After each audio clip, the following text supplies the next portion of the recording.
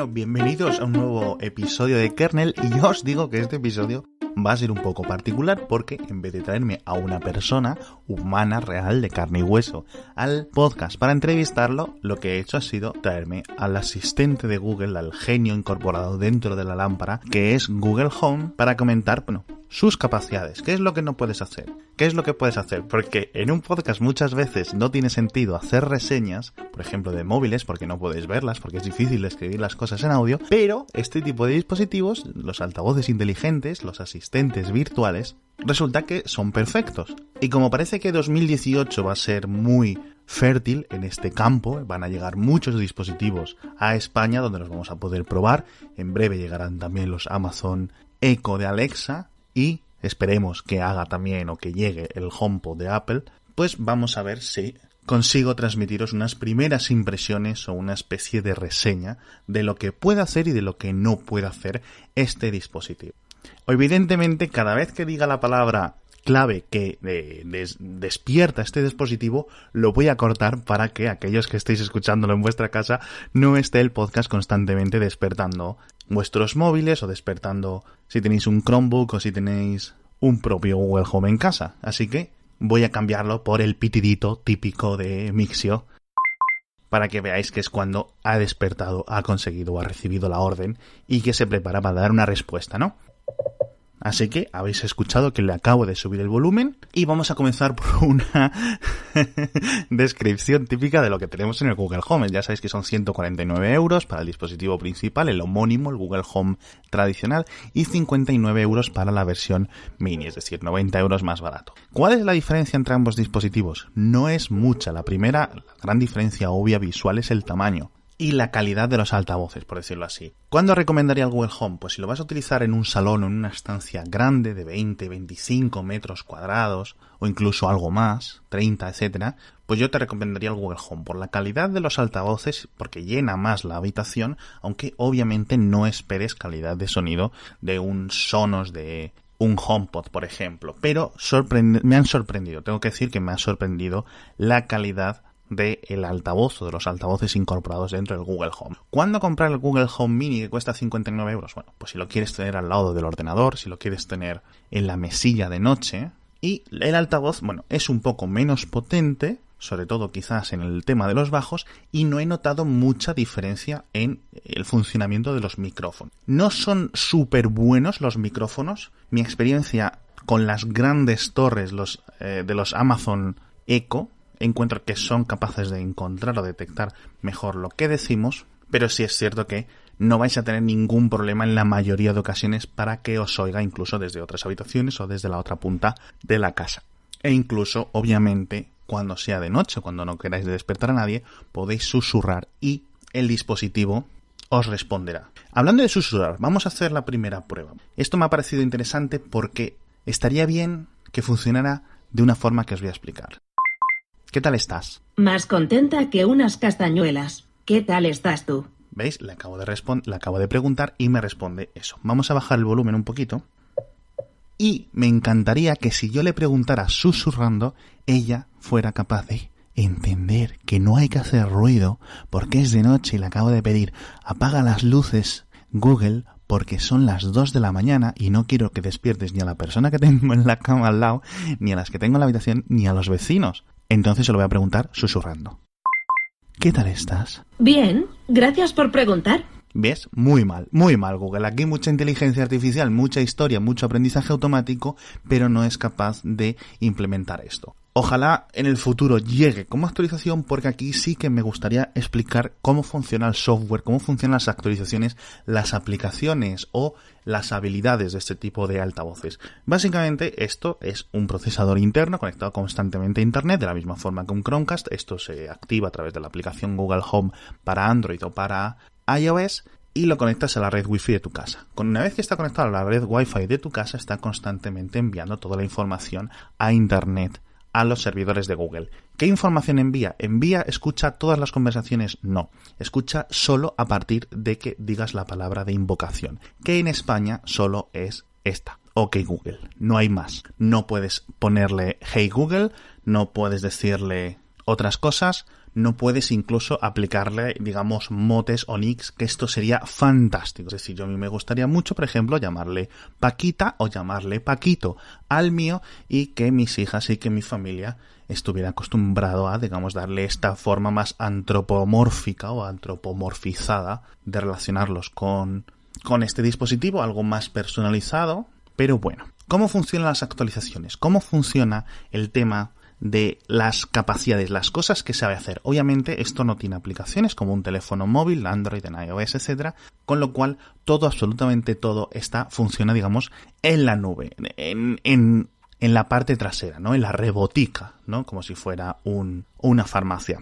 Entonces, todas las capacidades nuevas que Google vaya añadiendo a este dispositivo están constantemente actualizadas y nosotros no tenemos que hacer nada. Entonces, a lo mejor un día no sabe hacer una cosa y días después, semanas después, aprende a hacerlo. Una de las cosas que más me ha sorprendido que no sepa hacer comparado con la versión, digamos, angloparlante del asistente, y es que vamos a encontrar, y espero poder demostraros durante esta reseña, que hay muchas cosas que la versión en inglés sí sabe hacer o la versión de nuestros móviles sí sabe hacer y que la versión del asistente de Google que está incorporado dentro del Google Home en español no es capaz de hacerlo. Una, por ejemplo, muy personal para nosotros, que es decirle, oye, ponme un podcast. Entonces vamos a pedírselo. Pon el podcast Binarios. Lo siento, no puedo ayudar. ¿Veis? Pero si, por ejemplo, voy a coger aquí mi teléfono con Android y se lo pido, pon el podcast Binarios. Lo siento, no sé cómo ayudar. Pues el móvil no me está poniendo el podcast, por ejemplo, Binarios en este caso, aunque me está dando resultados en la pantalla. Esto o en la versión anglosajona funciona perfectamente, entonces vamos a probar, porque como este podcast Binarios de Ángel Jiménez está disponible en Spotify y Spotify es una de las aplicaciones que están totalmente integradas o en su mayoría integradas en Google Home en español, vamos a pedirlo que lo reproduzca ahí, vamos a ver si es capaz. Reproduce el podcast Binarios en Spotify. Lo siento, no puedo ayudar. Entonces vemos cómo es incapaz también de llegar a este podcast en Spotify, aunque esté en Spotify. Vamos a ver si solicitándoselo de forma normal, como si fuera un grupo de música o como si fuera una canción, es capaz de hacerlo. Reproduce Binarios de Ángel Jiménez. Lo siento, no sé cómo ayudarte. Estoy aprendiendo. Bueno, estás aprendiendo muy bien. Entonces vemos cómo de momento es incapaz de reproducir podcast, aunque según los ingenieros de Google que nos acompañaron en la presentación, es capaz de hacerlo si conectamos TuneIn o, digamos, absorbe la base de datos de TuneIn para, digamos, esta integración. Vamos a ver si en el futuro, ahora que Google tiene su propia aplicación de podcast, es capaz de integrarse de una forma más inteligente. De nuevo, os recuerdo que esto a lo mejor no está disponible hoy y la semana que viene ya está disponible. Aunque sí es cierto que es muy frustrante que hayan tardado 2 años en traer este dispositivo aquí, que sea un dispositivo no es caro como un HomePod, pero ciertamente 150 euros por un altavoz inteligente a muchas familias, a muchos, digamos, por muy geeks, por muy nerds que seamos, por muchas ganas que tengamos de probarlo, pues 150 euros se nos sale un poco de presupuesto, sobre todo teniendo en cuenta que es una cosa que tenemos integrada en el móvil. Y en muchas ocasiones pues nos vamos a ver frustrados con comandos que deberían de funcionar.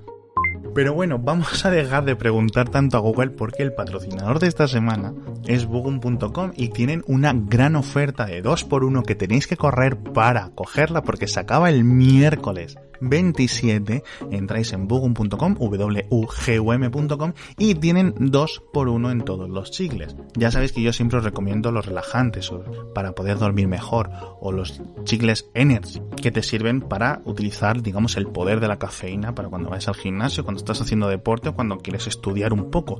E incluso tienen unos nuevos chicles desde hace poco que se llaman los Militari, que los han estado probando con el ejército español, con varias pruebas durante los últimos meses. De hecho, me lo dijeron a mí antes, oye, estamos probando estos chicles nuevos con el triple de cafeína, 150 miligramos de cafeína, es decir, estos son como 3 cortados de cafeína en un mismo chicle. Dice, lo estamos probando con el ejército. Yo tenía miedo cuando me enviaron un par de sobres para probarlo. Me daba como respeto. Y es cierto. Un día iba, por ejemplo, conduciendo en el coche y dije, uy, qué sueños, tengo un poco como de hastío. Era muy tarde por la noche y recordé que me los había bajado y los había echado en la guantera y saqué un chicle Militari Y la verdad es que es cuestión de 30 segundos, un minuto, lo que tardas en notar el efecto. Está fantástico. Y como está fantástico el Military, están fantásticos el resto de chicles que tienen. De hecho, no podéis dejar de aprovechar la oferta de 2x1 en boogun.com.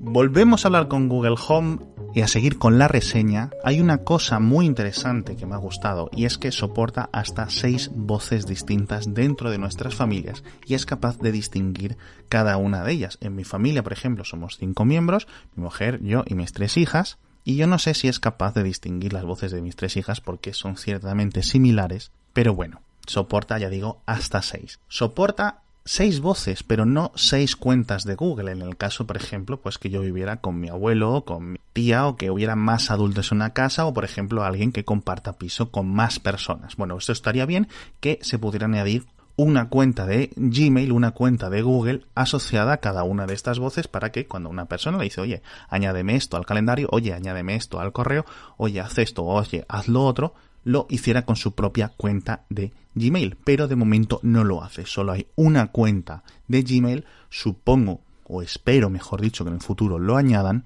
pero de momento pues no hay. ¿Para qué sirve entonces el reconocimiento de voces? Bueno, pues en principio una de las integraciones que más vamos a usar con este dispositivo es Netflix. Para aquellos que tengáis contratado este servicio en vuestra casa, podemos asociar nuestra voz a cada uno de los perfiles de Netflix y cuando yo le digo ponme esta película en Netflix o ponme esta serie en Netflix, lo siga haciendo por donde yo iba y otra persona llegue y diga ponme esta serie, lo hace acorde a su perfil, ¿no? Pero de momento las integraciones no van mucho más allá de este tipo de cosas, ¿no? Los reconocimientos de voces. Entonces, volviendo al tema niños, pues un ejemplo claro, aunque ciertamente es una gracieta que, digamos, nos puede llegar a cansar más allá de enseñarlo rápidamente, es que reproduce sonidos de animales. Entonces, por ejemplo, ¿cómo hace un león? Aquí tienes el sonido de un león.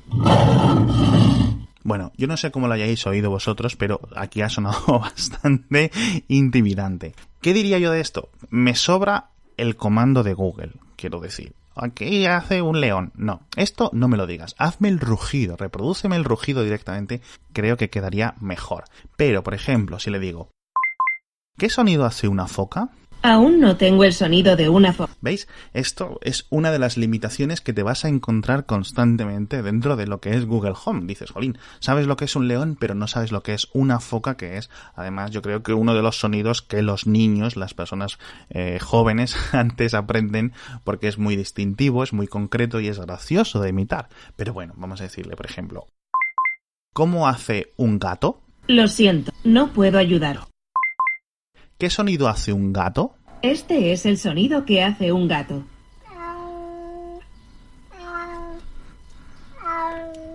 Entonces vemos cómo es muy importante especificar de una forma muy concreta, de hecho excesivamente concreta para mi gusto, el comando. Esto es una cosa que creo que debería de mejorar porque claramente tú, como oyente, me has entendido lo que quería decir cuando le digo cómo hace un gato, mientras que Google no ha sido capaz de entenderlo y ha tenido que especificárselo de una forma más específica, ¿no? Otro caso para niños, por ejemplo, lo tienes en su habitación, has comprado varios Google Home y tienes uno a lo mejor en varias habitaciones. Obviamente le puedes decir, reproduce tal cosa en el dormitorio de la niña, por ejemplo, en el dormitorio de Paula o de Francisco, ¿no? Porque puedes asociarle los nombres a cada una de las habitaciones y a los dispositivos que tienes en ella. Esto es fantástico, por ejemplo, cuando le quieres decir, mira, vamos a ponerte una nana para dormir para que estés tranquila. ¿Cómo podemos hacerlo? Pues tan sencillo como esto. Reproduce nanas para dormir en Spotify. Vale, pues te pongo nanas para dormir de relajación maestro en Spotify. Bueno, suficiente, ¿no?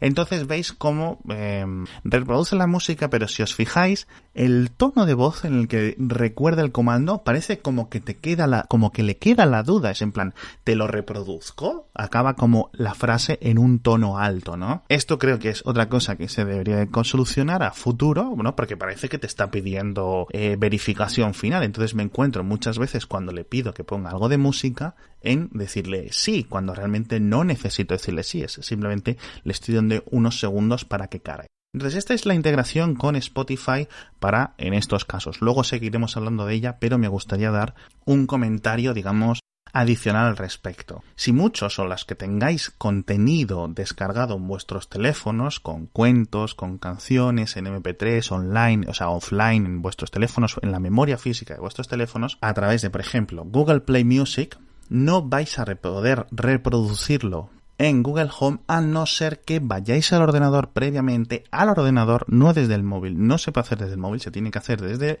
la página web de Google Play Music y coger vuestro contenido offline, añadirlo a los servidores de Google y entonces estará disponible. Es decir, no puedes coger desde Google Play Music para Android, para iOS y hacer, digamos, mirroring, ¿no? O AirPlay o algo similar, ¿no? Y reproducir un archivo local al Google Home. Quizás con otras aplicaciones sí, pero he encontrado esta limitación bastante absurda, al menos en mi ejemplo, porque suelo ponerles muchos cuentos a mis hijas y los tengo en la memoria del propio teléfono. Entonces es un poco ridículo tener que tirar de esta forma cuando a través de AirPlay, por ejemplo, con un altavoz que lo soporte o un altavoz Bluetooth de 10 euros, efectivamente puedes hacerlo sin ningún problema. Pero bueno. Volviendo al tema de la música, porque al final es básicamente la mayor utilidad de este dispositivo, dado que los comandos tradicionales, como por ejemplo el tráfico o el día, vamos a quitarlos del medio y vamos a comentarlos, ¿no? Vamos a hacer esto. ¿Qué tiempo va a hacer hoy?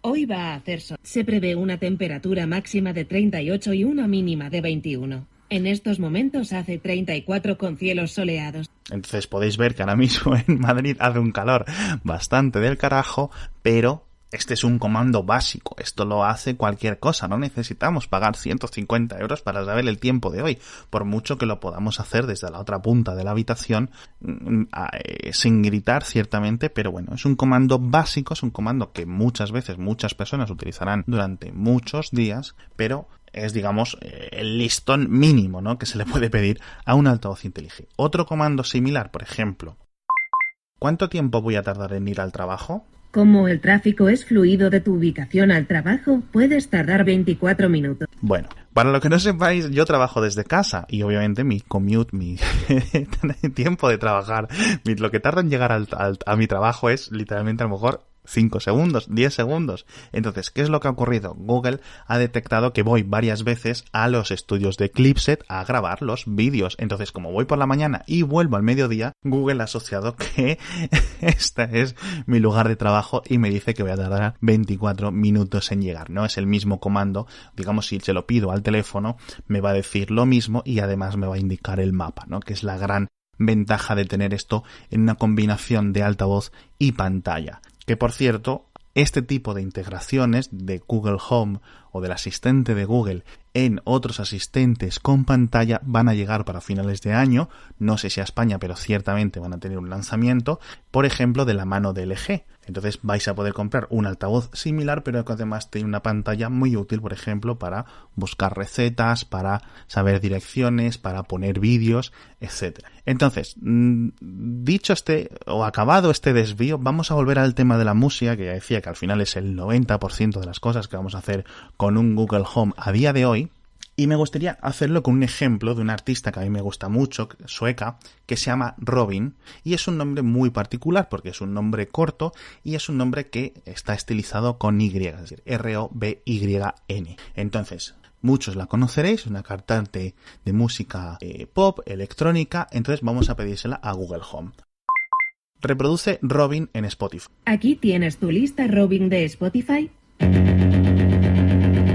Vale, y como no quiero tener problemas de copyright, quito estos tras 2 segundos la canción. Evidentemente la ha puesto bien, pero quiero explicar cómo ha funcionado. Durante los primeros días que yo le decía pon a Robin para reproducirlo, no me reproducía la cantante. Ha sido una vez que ha detectado que yo tengo una lista de reproducción o que yo he creado una lista de reproducción con este nombre en mi cuenta de Spotify que ha empezado a reconocer al artista. Antes me ponía Robin, otro artista que hacía música, creo que era en plan bachata o en plan vallenato, no recuerdo, pero era completamente otro artista. Y ahora quiero hacer otro ejemplo que encontró mi mujer, un caso concreto. Reproduce Fall Out Boy. Claro, te pongo Fall Out Boy en Spotify. ¿Veis? Y lo reproduce, pero ahora le voy a pedir. Pon Save Rock and Roll de Fall Out Boy. Muy bien, ¿va a sonar el disco Save Rock and Roll en Spotify? Habéis escuchado que ha dicho va a sonar el disco Save Rock and Roll, como si estuviera escrito en castellano. Esto es una cosa que más os va a sacar de quicio, esta falta de contexto que he encontrado un poco limitada o un poco sorprendente, mejor dicho, el adjetivo sería sorprendente teniendo en cuenta las capacidades de multidioma que Google hace de forma fantástica en Android mientras escribimos, que es capaz de cambiar de inglés a español a detección incluso a mitad de una frase y cambiar el corrector ortográfico, y aquí no sabe que una frase está escrita en inglés y pronunciarla en inglés. Entonces, con este tipo de cosas os vais a estrellar contra este muro, por decirlo así, muchas veces. Por ejemplo, para pedirle a un artista, vais a tener que parar a pensar antes si hay que pronunciar el nombre de forma correcta o el nombre españolizado. Vamos a hacer un par de ejemplos que se me vienen a la cabeza. Vamos a ver si lo resuelve bien. Reproduce Biggie Smalls. Vale, pues te pongo de Notorious B.I.G. en Spotify. ¿Ves? Ha puesto de Notorious B.I.G. en vez de Notorious B.I.G. Pero bueno, este tipo de cosas yo creo que pueden ser solucionadas con un poco de atención por parte de los ingenieros de Google. Otro ejemplo, un grupo sudafricano cuyo nombre está escrito en Afrikaans, con lo cual es difícil de pronunciar tanto en inglés como en castellano, que se llama The Antwoord. Reproduce The Antwoord. Claro, te pongo The Antwoord en Spotify. ¿Vale? Entonces lo corto porque efectivamente ha acertado, pero has visto cómo ha dicho die, cuando obviamente en Afrikaans no se pronuncia die, como si fuera la palabra inglesa die, muere, etc. Entonces son este tipo de pequeñas cosas que te van a sacar o una sonrisa o un poco te va a dar un tic nervioso cada vez que Google pronuncie mal algo. Pero bueno, yo creo que son cosas solucionables, cosas que podemos criticar, pero podemos entender, ¿no?, de el estado actual de los altavoces inteligentes. Y bien, dejando atrás el tema de la música, hay un montón de cosas y de preguntas que podemos hacer a este dispositivo. Y tengo que decir que aquí me han ayudado mucho mis hijas porque se les ocurrían unas preguntas muy raras. Hemos estado probándolas y cualquier cosa que se le venía a la cabeza lo han estado preguntando durante estos días a Google de forma constante, que me han tenido la cabeza como un bombo. Entonces me he apuntado varias de las preguntas y las respuestas graciosas y las voy a reproducir aquí para vosotros. ¿Quién inventó Google? Larry Page y Sergey Brin. ¿Veis? Una respuesta concisa y correcta. Esto es lo que quiero cuando le pregunto algo concreto con una respuesta, pues eso, muy obvia. ¿Cómo de alta es la Torre Eiffel? 300 metros. Perfecto, de nuevo. Esto os puede servir para resolveros dudas o incluso si estáis discutiendo en casa con alguien en plan, ¿es más alta la Torre Eiffel que la Torre de Pisa? ¿O es más alto el edificio tal que Pascual? ¿O la montaña tal o la montaña tal? Bueno, pues este tipo de cosas que hasta ahora o podéis seguir solucionándolas con el móvil o con el propio Google, con el buscador, pero está interesante poder resolverlo de una forma tan tajante. Vamos a ver una pregunta quizás algo más complicada o con una respuesta más ambigua. ¿Quién inventó la rueda? Este es un resumen del sitio web quieninvento.org. Las evidencias arqueológicas sugieren que la invención de la rueda tuvo lugar en Mesopotamia, en el Medio Oriente, durante el periodo comprendido entre el V y el...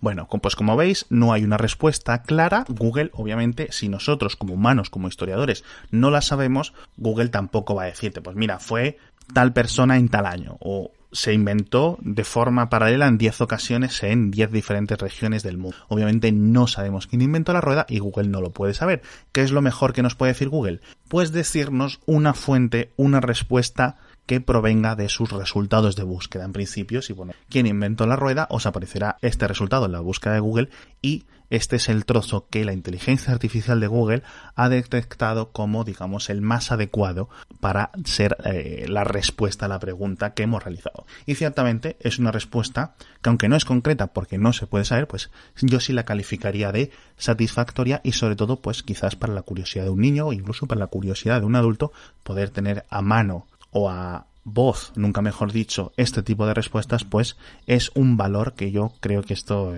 es útil, ¿no? Vamos a seguir con las preguntas y vamos a complicar un poco más la cosa. ¿Quién es Cristo? La religión puede ser complicada. Yo aún estoy aprendiendo sobre ella. ¿Veis? Aquí nos da una respuesta genérica de estas graciosas introducida a mano por los desarrolladores, por los ingenieros de Google.